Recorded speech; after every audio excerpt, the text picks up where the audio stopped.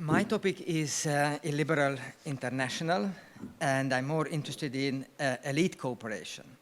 So what do I mean by international? I mean some sort of cross-national collaboration that promotes the three defining features of illiberalism as I perceive illiberalism, that is power concentration, partisan state, and closed society.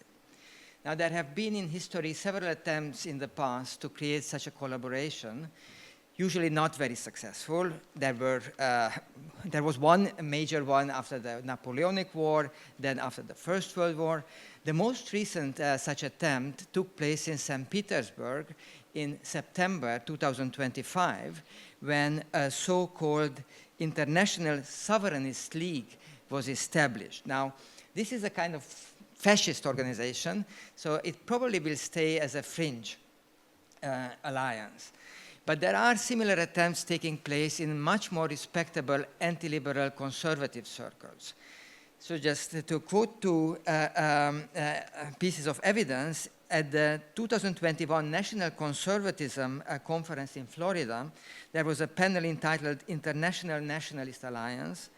And at the 2024 CPAC Hungary, it was announced that an international coalition of national forces has been established. Now, these are somewhat premature claims because actually it's very difficult to create and hold together an alliance of the opponents of liberal democracy for many reasons, including the fact that nationalisms tend to work against each other, and there are fundamental geopolitical differences. I mean, even if Trump likes Putin, the interests of the United States never completely align with Russia. But ideas travel, and ideas create bridges. So in my presentation, I will speak about three important aspects. One is the temporal and geographic dynamics of the flow of ideas. The second is the arenas of elite cooperation. And the third is the configuration of the emerging coalitions. If you go back in time, after the collapse of communism, ideas traveled almost exclusively from west to east, both illiberal and liberal ideas. Just take the example of Russia. In Russia, many journals were established in the 1990s to publish the writings of classics of radical right, such as Carl Schmitt and Julius Evola, or more contemporary authors like de Benoit and others. Then a TV channel was established, the Tsargrad TV, by the same Malofeyev, who was the sponsor of the International Sovereignist League that I mentioned earlier. And this TV had as managing director one of the founders and news director of Fox News in the United States. So he was imported to run this enterprise in Russia, and accordingly it became a platform of radical right-wing figures from America like Bannon and many others. Now, the second stage is when ideas and templates and practices start to flow from east to south. For example, the Tsargrad TV established spin-offs in Greece and Bulgaria. But the organization that probably serves better to illustrate how this happened is the World Congress of Families. That was perhaps the most important illiberal organization in the 1990s, early 2000s. And this organization was a Russian-American enterprise. It was particularly successful in Eastern Europe, recruiting many prime ministers and presidents at its events, and then it provided templates for a number of anti-LGBTQ laws around the world, particularly in Africa, but also in this country where we are now. And then the third stage of the flow of ideas is when ideas start to fly from east to west, reaching even United States. And this is what we are witnessing now. Russia doesn't really serve as an official role model and source of these ideas, understandably. Although I must mention that there are some important figures of the American New Right who remained loyal to Putin, Tucker Carlson being one of them. But perhaps the more important figure that I should mention here is Darren Beattie. I don't know how much you know about him. He's basically a white supremacist who recently became the Assistant Secretary of State for Education and Cultural Affairs and President of the US Institute of Peace. In 2021, he wrote that the American ruling class hates Russia because Russia is opposed to woke ideology. And the woke ideology is the essence of the American ruling class. Now, the very same person was tasked in 2025 April by Marco Rubio to close down the Counter Foreign Information Manipulation and Interference Office of the US government, which he did very well. So instead of Russia, it is rather Poland and Hungary that are mentioned as the sources of illiberal ideas. These two countries showed that you can install an illiberal nationalist regime without violence and without getting rid of pluralism. More importantly, from the intellectual perspective, these two countries showed that the state can be used productively by conservative circles. In American conservative tradition, the state, the big government, was always treated with suspicion. Now, this minimal state idea was already losing some of its appeal after the financial crisis, but this tendency was propelled by the example of Poland and Hungary, the countries that show that you can use the state for cultural purposes.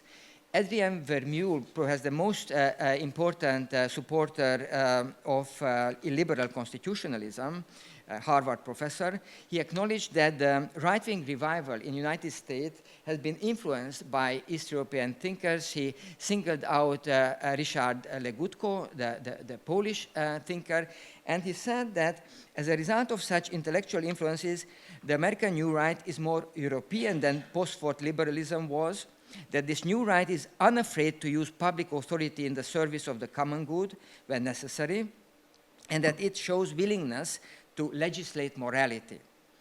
So what you see is a rejection of the idea of neutral state. And this is a hallmark of illiberal thought.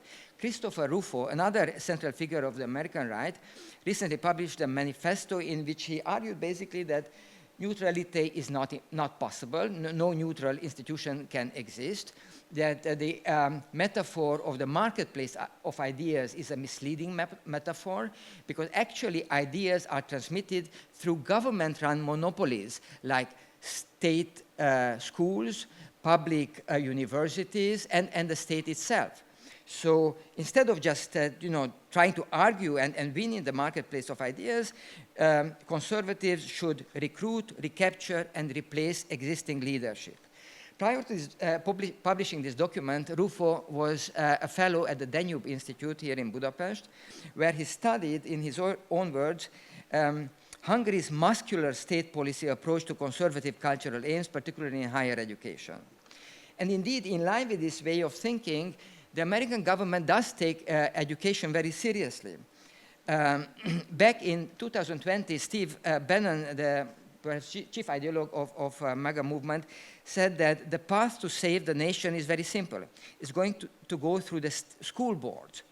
But later, MAGA actors have concluded that bottom-up pressure is not enough. You need pressure from the top to change the education system in United States. This rejection of state neutrality is also typical of the NetCon movement. Their declaration states, where a Christian majority exists, public life should be rooted in Christianity and its moral vision, which should be honored by the state and other institutions, both public and private.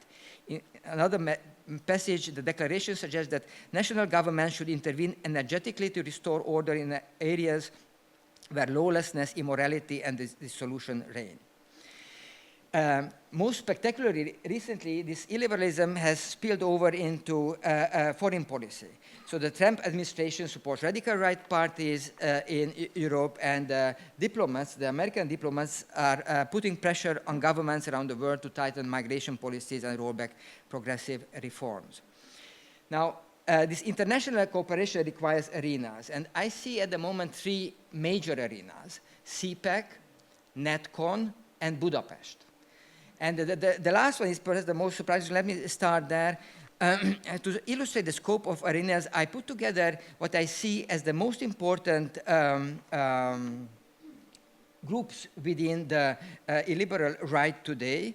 First, I just have a picture of the World Congress of Families, but here comes the list of factions of illiberal right, and I try to position them according to whether they are against limited government more, against state neutrality, or open society.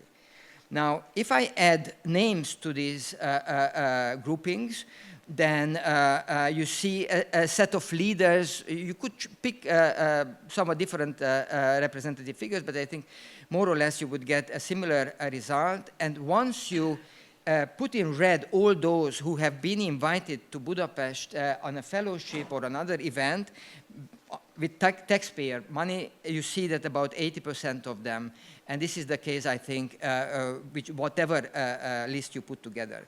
Some of these people settled in Hungary, and there are many others who are not listed here. The owner of the largest radical right-wing publishing house lives here. The owner of the magazine where Christopher Rufo published his manifesto lives here, and so on. Now let me turn to other arenas. CPAC used to be dominated by American actors, but then they opened up in the 2010s, and they started to have spin-offs around the world.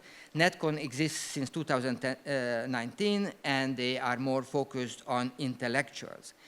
Given the difference in profile, you don't have many people who are invited to both kind of events. I found 16 people, as you see, a couple of American politicians, European politicians, and a couple of ideologues.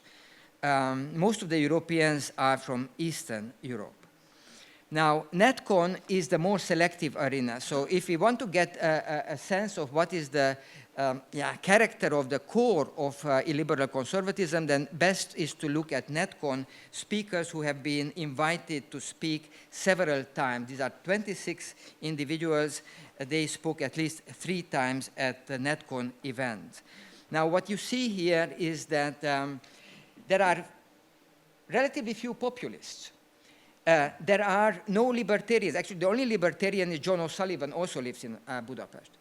There are much more traditionalist, religious, and nativist, and many of them are paternalistic in their outlook.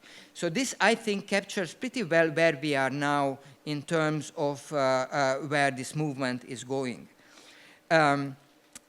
What you may argue that this kind of configuration is a typical elite construction, and it is not relevant outside of elite circles. But we also have run analysis of party position in Europe using both AUTHLIB survey data and Chapel Hill data. And here comes what we found in terms of political parties. And basically, we found again that the 2 big blocks are the traditionalist religious bloc and the nativist populist bloc. So these are the 2 meaningful members of the current day coalition. Interestingly, the nativist populist bloc also doesn't have very high populism, and the traditionalist religious bloc has actually very low degree of populism. So populism is not as relevant as many people believe. When you contrast illiberal parties with non-illiberal parties, then you see that nationalism, traditionalism, anti-immigration are very important. Populism is not. Populism is marginal. So my final conclusion is that populism plays a secondary role in structuring the illiberal field. Many leading actors hold hierarchical worldviews. It is therefore time to think, I think, of a kind of anti-populist turn in this area. And this anti-populist turn is driven partly by Easterners having an impact on the discourse. And second, illiberalism is increasingly an elite-coordinated transnational process, which is mediated by distinct organizational arenas rather than as a purely domestic phenomenon. Just to put it a little bit more provocatively, populism is over, illiberalism is intellectualized. Thank you.